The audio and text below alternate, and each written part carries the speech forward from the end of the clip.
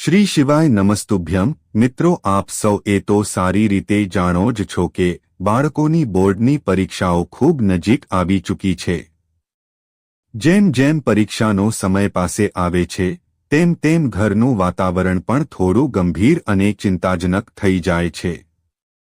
બાળકો પોતાના ભણતરને લઈને તણાવમાં રહે છે અને માતાપિતા, ખાસ કરીને માતાઓ બહેનો, પોતાના બાળકોની સફળતા માટે મનોમન નહીં પણ પૂરા હૃદયથી ભગવાનને પ્રાર્થના કરવા લાગે છે। દરેક માતાપિતા એ જ ઈચ્છે છે કે તેમનું બાળક પરીક્ષામાં સારા માર્ક લાવે, માત્ર પાસ જ ના થાય પણ સારા નંબરથી પાસ થાય અને જો શક્ય હોય તો પૂરા વર્ગમાં પ્રથમ સ્થાન પ્રાપ્ત કરે। માતાપિતાની આ ચિંતા અને આ કામના બિલકુલ સ્વાભાવિક છે, પણ ઘણીવાર એવું જોવામાં આવ્યું છે કે બાળકો પૂરી મહેનત કરે છે, દિવસ રાત વાંચે છે, બધું યાદ પણ કરી લે છે, છતાં પણ જ્યારે પરીક્ષા હોલમાં જઈને બેસે છે તો અચાનક બધું ભૂલી ગયા હોય એવું લાગે છે। ત્યાં જ અમુક બાળકો એવા પણ હોય છે જેમનું ભણવામાં મન જ નથી લાગતું। પુસ્તક ખોલતા જ તેમનું ધ્યાન ક્યાંક બીજે જતું રહે છે, ક્યારેક મોબાઈલ તરફ, ક્યારેક ટીવી તરફ, તો ક્યારેક કારણ વગર આડીઅવળી વાતોમાં। આવા સમયે માતાપિતાની ચિંતા વધી જાય છે। આ બધી વાતોને ધ્યાનમાં રાખીને જ આજે અમે તમને અમુક એવા વિશેષ ઉપાય જણાવવા જઈ રહ્યા છીએ જે દરેક માતાઓ બહેનોએ પોતાના બાળકો માટે વિશેષ રૂપે કરવા જોઈએ। મિત્રો, આ ઉપાય ખાસ કરીને એ બાળકો માટે જણાવવામાં આવ્યા છે જે બોર્ડની પરીક્ષા આપવાના છે, પછી તે 5મું ધોરણ હોય, 8મું હોય, 10મું હોય કે 12મું। આ ઉપાય સીબીએસઈ બોર્ડ હોય, રાજ્ય બોર્ડ હોય કે કોઈ બીજું બોર્ડ, દરેક પ્રકારના વિદ્યાર્થીઓ માટે જણાવવામાં આવ્યા છે। પણ અહીં એક વાત બહુ જરૂરી છે અને એ છે કે આ ઉપાયોને અડધા અધૂરા નથી કરવાના। જો તમે ઉપાયને સરખી રીતે નહીં સમજો કે વચ્ચેથી છોડી દેશો તો તેનું પૂરું ફળ નહીં મળે। એટલે જે પણ માતાઓ, બહેનો અને બાળકો આ વિડિયો જોઈ રહ્યા છે તો તેમને નિવેદન છે કે આ પૂરા ઉપાયને અંત સુધી જોવો અને ધ્યાનથી સમજો। અને જો તમને આ જાણકારી યોગ્ય લાગે તો વિડિયોને લાઇક કરો, ચેનલને સબસ્ક્રાઇબ કરો અને કોમેન્ટમાં જય માતા સરસ્વતી અને તમારા કુળદેવીનું નામ જરૂરથી લખજો। સાથે તમારું નામ અથવા રાશિ પણ કમેન્ટ બોક્સમાં જરૂર જણાવજો। અમે રાશિ મુજબના ઉપાયો પણ જણાવીએ છીએ તો ખાસ તમારું નામ કોમેન્ટ કરીને જરૂર જણાવજો। મિત્રો, આ કોઈ સાધારણ ઉપાય નથી। આ ઉપાયોને કર્યા પછી ઘણા લોકોએ સકારાત્મક પરિણામ પણ જોયા છે। જે ભક્તોએ પૂરી શ્રદ્ધા અને વિશ્વાસ સાથે ઉપાયોને કર્યા છે તેમને તેનો લાભ અવશ્ય મળ્યો છે। તો સૌથી પહેલા આપણે એ બાળકો વિશે વાત કરીશું જેમની સમસ્યા થોડી અલગ હોય છે। એવા બાળકો જે જાણે છે કે તેમની પરીક્ષાઓ નજીક છે, પુસ્તકો સામે પડ્યા હોય છે, સમય પણ હોય છે, પણ તેમ છતાં તેમનું મન ભણવામાં નથી લાગી શકતું। આજના સમયમાં આ સમસ્યા બહુ સામાન્ય થઈ ગઈ છે। જેવું બાળક પુસ્તક ઉપાડે છે તેનું મન ક્યાંક બીજે ભાગવા લાગે છે। ક્યારેક મોબાઈલ જોવાનું મન થાય છે, ક્યારેક ટીવી, ક્યારેક મિત્રો સાથે વાતો કરવાનું, તો ક્યારેક કારણ વગર આમતેમ ફરવાનું। માતાપિતા વારંવાર સમજાવે છે, ખીજાય પણ છે, પણ તેમ છતાં બાળક મન લગાવીને ભણી નથી શકતું। એવામાં ઘરનું વાતાવરણ પણ તણાવપૂર્ણ થઈ જાય છે અને બાળક પર દબાણ વધી જાય છે। તો આવા જ બાળકો માટે એક વિશેષ ઉપાય છે। આ ઉપાય ખાસ કરીને માતાઓ અને બહેનો માટે જણાવવામાં આવ્યો છે જેથી તેઓ પોતાના બાળકોના ભણતરમાં આવી રહેલી અડચણોને દૂર કરી શકે। આ ઉપાય પરીક્ષાના દિવસે નહીં પણ પરીક્ષાઓથી થોડા સમય પહેલા કરવાનો હોય છે જેથી બાળકોનું મન ધીરે ધીરે ભણતર તરફ લાગવા માંડે। અને આ ઉપાય કર્યા પછી માતાપિતાને વારંવાર બાળકને ભણવા માટે કહેવું નહીં પડે। બાળક પોતાની જાતે પુસ્તક ઉપાડશે, પોતાની જાતે બેસીને વાંચશે અને તેને અહેસાસ પણ થશે કે હવે પરીક્ષાઓ નજીક છે અને તેણે તૈયારી કરવી છે. હવે આ ઉપાય કરવા માટે બહુ વધારે સામગ્રીની આવશ્યકતા નથી. સૌથી પહેલા તમારે એક લોટો જળ લેવાનું છે. તેની સાથે જ એક નાની વાટકીમાં શુદ્ધ મધ લેવાનું છે. એ જ મધ જે પૂજા પાઠમાં ઉપયોગમાં લેવાય છે. ત્યારબાદ તમારે એક રુદ્રાક્ષ લેવાનો છે.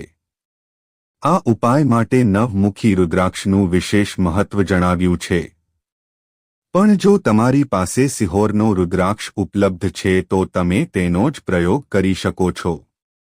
અથવા તમારી પાસે જે પણ રુદ્રાક્ષ હોય તેને તમે આ ઉપાય માટે ઉપયોગ કરી શકો છો. હવે તમારે શું કરવાનું છે એ ધ્યાનથી સમજો. સૌથી પહેલા એ વાટકીમાં મધ લો અને તેની અંદર તે રુદ્રાક્ષ નાખી દો. ધ્યાન રહે કે રુદ્રાક્ષ પૂરી રીતે મધમાં ડૂબેલો હોય. ત્યાર પછી સવારમાં ભગવાન શિવના મંદિરે જવાનું છે. આ ઉપાય તમે કોઈપણ દિવસે કરી શકો છો. અને બાળકોની પરીક્ષા પહેલા જ તમારે આ ઉપાય કરવાનો છે. હવે મંદિર પહોંચ્યા પછી સૌથી પહેલા ભગવાન શિવની સામે પ્રણામ કરો. પછી જે રુદ્રાક્ષ તમે મધમાં નાખેલો છે તેને એ વાટકીમાંથી કાઢીને શિવલિંગની જલાધારી પર મૂકી દો. જલાધારી એ જ સ્થાન હોય છે જ્યાંથી શિવલિંગ પર ચડાવેલું જળ નીચે પડે છે. ત્યારબાદ જે મધ વાટકીમાં બચ્યું છે તેને ભગવાન શિવના શિવલિંગ પર અર્પિત કરી દો. હવે અહીં બહુ ધ્યાન આપવા જેવી વાત છે. જ્યારે તમે શિવલિંગ પર મધ ચડાવી દો છો તો તે પછી એ મધને પાછું પોતાની વાટકીમાં લેવાનું છે.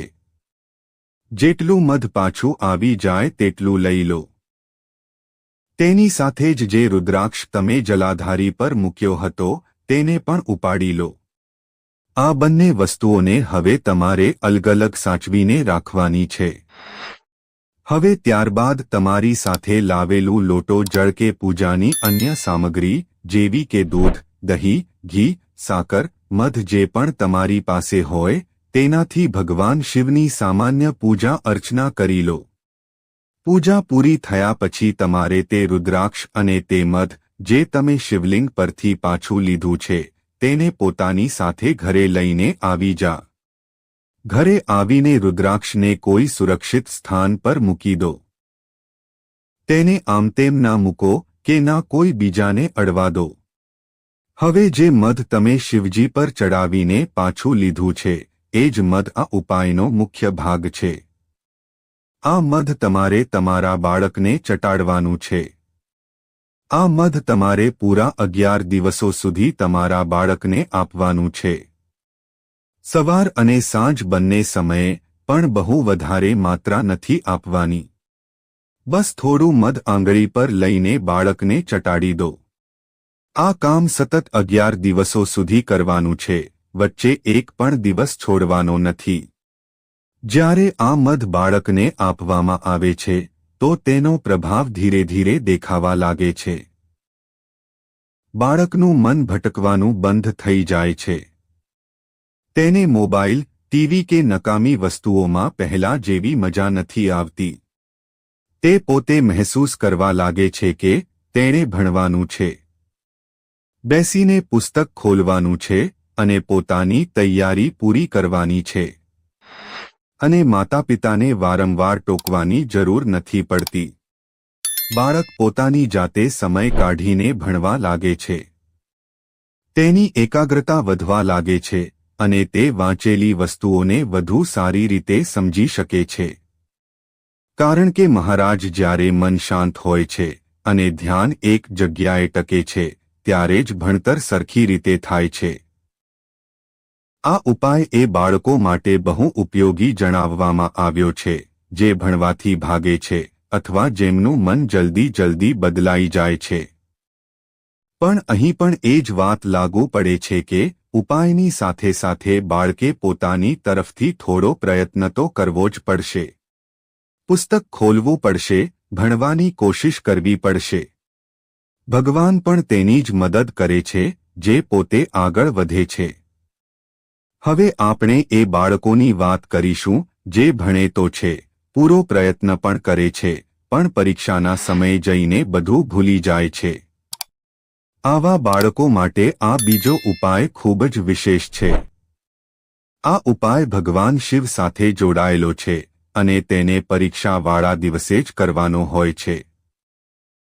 જે દિવસે બાળકનું પેપર હોય એ જ દિવસે સવારે વહેલા ભગવાન શિવના મંદિરે જઈને આ ઉપાય કરવાનો હોય છે. અહીં એ સમજવું બહુ જરૂરી છે કે આ ઉપાય કોઈ જાદુ નથી કે બાળક ભણ્યા વગર જ પાસ થઈ જાય. બાળકે પોતાની તરફથી જેટલી થઈ શકે એટલી મહેનત કરવી જ પડશે. પણ આ ઉપાય એ મહેનતને સાચી દિશા આપે છે, આત્મવિશ્વાસ વધારે છે અને પરીક્ષાના સમયે મનને સ્થિર રાખે છે. હવે વાત કરીએ આ ઉપાયની તૈયારીની. કારણ કે પરીક્ષાના દિવસે સવારે સમય બહુ ઓછો હોય છે, એટલે આ ઉપાયની તૈયારી એક દિવસ પહેલા જ કરી લેવી જોઈએ. તમારે એવું નથી કરવાનું કે પરીક્ષાવાળા દિવસે સવારે ઉઠીને ભાગદોડ શરૂ કરી દો. આનાથી મન વધારે પરેશાન થઈ જાય છે. અને આ ઉપાયમાં બહુ વધારે સામગ્રીની આવશ્યકતા નથી. માત્ર 2 વસ્તુઓની જરૂર હોય છે. તેમાં પહેલી વસ્તુ છે બિલીપત્ર અને બીજી વસ્તુ છે મધ. બિલીપત્ર ભગવાન શિવને અત્યંત પ્રિય છે, એ તો આપ સૌ જાણો જ છો. પણ અહીં એ વાતનું ધ્યાન રાખવું બહુ જરૂરી છે કે મધ શુદ્ધ હોવું જોઈએ. એવું મધ જે પૂજા પાઠમાં પ્રયોગ કરવામાં આવે છે, તમે એ જ ઉપયોગ કરી શકો છો.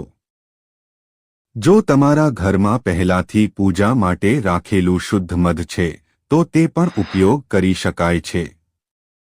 હવે ઘણા લોકોના મનમાં એ સવાલ પણ આવી શકે છે કે જો કોઈ કારણસર બિલીપત્ર ના મળે તો શું કરવું?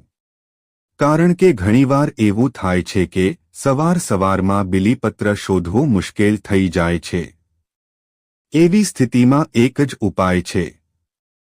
તમે ભગવાન શિવના મંદિરમાં જઈને શિવલિંગ પર ચઢેલું બિલીપત્ર લઈ શકો છો. પણ ધ્યાન રહે, તેને પહેલા સ્વચ્છ જળથી ધોઈ લો અને પછી તેનો પ્રયોગ કરો.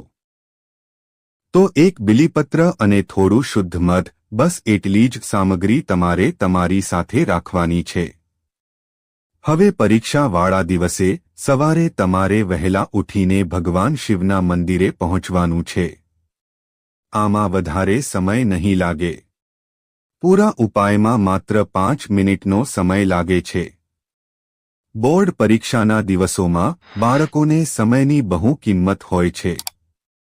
એટલે આ ઉપાય એવી જ રીતે જણાવવામાં આવ્યો છે કે ઓછા સમયમાં પણ તેને કરી શકાય. માની લો જો બાળક નાનું છે અને તેને આ બધું સરખું સમજાતું નથી, તો ઘરના મોટા તેમની માતા બહેન કે કોઈ બીજું તેની સાથે મંદિરે જઈ શકે છે અને તેની મદદ કરી શકે છે. પણ ઉપાય બાળકના હાથે જ થવો જોઈએ. જો બાળક પોતે સમજદાર છે અને એકલું જઈ શકે છે, તો તે પોતે પણ આ ઉપાય કરી શકે છે. હવે મંદિર પહોંચ્યા પછી સૌથી પહેલા ભગવાન શિવને જળ અર્પિત કરવાનું છે. તમારે તમારા ઘરેથી તમારી સાથે જ એક લોટો જળ પણ લઈને જવાનું છે. હવે જળ ચડાવ્યા પછી તમારે શિવલિંગની પાસે બેસી જવાનું છે. હવે પોતાની સામે બિલીપત્ર રાખો. બિલીપત્રનો જે લીસો ભાગ હોય છે તે તમારા તરફ હોવો જોઈએ. અને જે મધ તમે તમારી સાથે લાવ્યા છો તેને બિલીપત્રના વચ્ચે વાળા મોટા પાન પર લગાવવાનું છે. બસ થોડું મધ લો અને પોતાની જમણા હાથની આંગળીથી એ પાન પર સારી રીતે ફેલાવી દો. આ કામ તમારે મંદિરમાં જ કરવાનું છે. જેવું આ થઈ જાય, સમજી લો કે તમારું બિલીપત્ર હવે ઉપાય માટે તૈયાર છે. ત્યાર પછી આ બિલીપત્રને ભગવાન શિવના શિવલિંગ પર અર્પિત કરવાનું છે. શિવલિંગના સામેવાળા ભાગ પર જ્યાંથી તમે શિવલિંગને જુઓ છો, ત્યાં આ બિલીપત્રને ચોંટાડી દેવાનું છે. અહીં ચોંટાડવાનો અર્થ એ જ છે કે મધની મદદથી તે બિલીપત્ર શિવલિંગ પર ટકી જાય. જેવું તમે આ કરી લો છો ત્યાં જ ઊભા રહીને કે બેસીને ભગવાન શિવને મનોમન પ્રાર્થના કરવાની છે. તેમને નિવેદન કરવાનું છે કે આજે જે પણ પરીક્ષા છે તેમાં તમે સારા અંક પ્રાપ્ત કરી શકો. ત્યારબાદ 2 મિનિટ સુધી મનોમન શ્રી શિવાય નમસ્તુભ્યમ મંત્રનો જાપ કરવાનો છે. તે પછી ભગવાનને પ્રણામ કરો.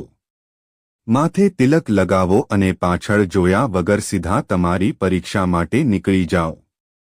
રસ્તામાં પણ મનમાં ભગવાન શિવનું નામ લેતા રહો. આ ઉપાય તમારે કે તમારા બાળકોને દરેક એ દિવસે કરવાનો છે જે દિવસે તમારી પરીક્ષા હોય. એવું નહીં કે પહેલા દિવસે કરી લીધો અને પછી બાકીના દિવસોમાં છોડી દીધો. જે દિવસે પેપર છે એ દિવસે આ ઉપાય પાછો કરવાનો છે. આનાથી મન સ્થિર રહેશે, ગભરામણ ઓછી થશે અને જે તમે વાંચ્યું છે તે સમય યાદ આવશે. તો આ થઈ ગયો બીજો ઉપાય.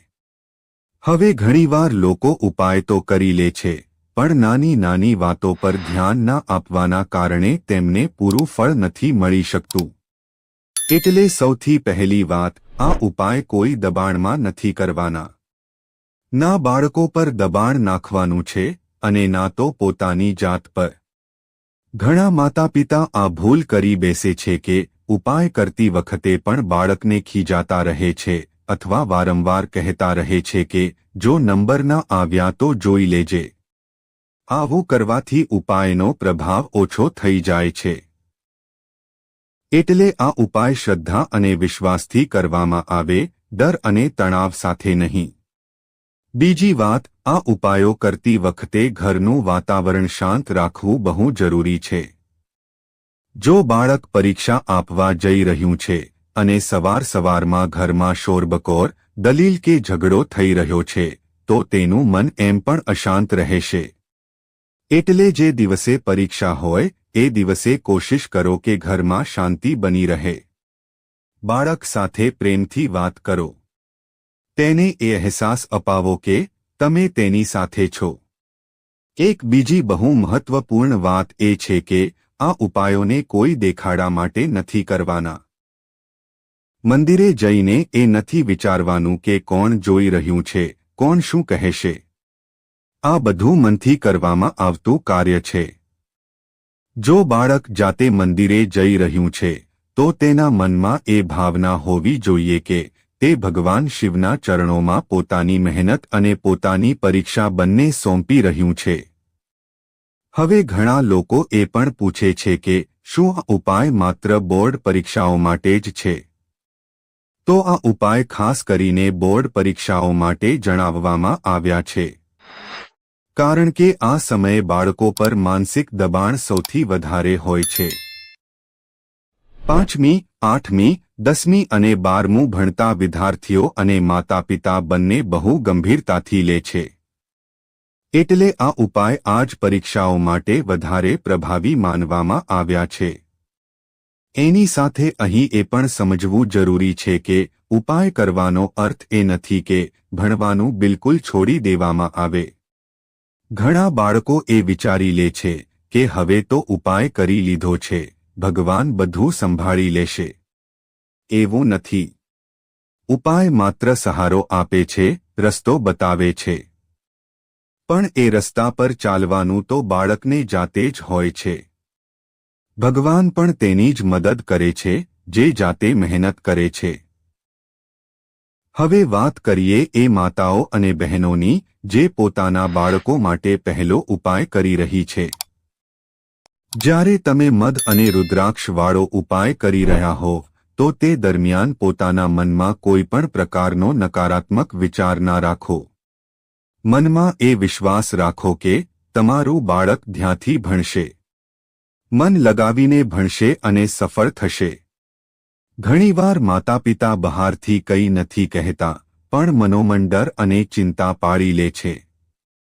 આ ચિંતા પણ બાળક સુધી કોઈને કોઈ રૂપમાં પહોંચી જ જાય છે. હવે એક બીજી વાત જે બહુ જરૂરી છે. પરીક્ષાના દિવસોમાં બાળકોની દિનચર્યા બહુ બગડી જાય છે. ક્યારેક મોડી રાત સુધી વાંચવું, ક્યારેક સવારે વહેલા ઉઠવું, ક્યારેક જમવાનું સરખું ના જમવું. એવામાં ઉપાયની સાથે સાથે એ પણ જરૂરી છે કે બાળકનું ખાનપાન અને ઊંઘ બરાબર રહે. કારણ કે જો શરીર થાકેલું હશે તો મન પણ થાકેલું રહેશે. અને થાકેલા મનથી ભણતર થતું નથી. એની સાથે આ ઉપાયો કર્યા પછી પણ એક વાત હંમેશા યાદ રાખો કે ભગવાન પણ તેની જ મદદ કરે છે જે જાતે પોતાની મદદ કરે છે. ઉપાય કરવાનો અર્થ એ નથી કે બાળક ભણવાનું બિલકુલ ના કરે. પણ ઉપાય કરવાથી બાળકને ભણવાની શક્તિ અને પ્રેરણા મળે છે.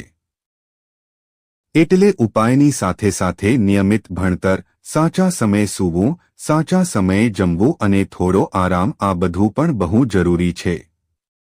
એટલે જ્યારે આ ઉપાય શ્રદ્ધાથી કરવામાં આવે છે અને સાથે મહેનત પણ હોય છે તો તેનું ફળ અવશ્ય મળે છે. બની શકે કે દરેક બાળકને ફર્સ્ટ ક્લાસ ન આવે, પણ એટલું જરૂર થાય છે કે બાળક પોતાની ક્ષમતાથી વધારે સારું પ્રદર્શન કરે છે.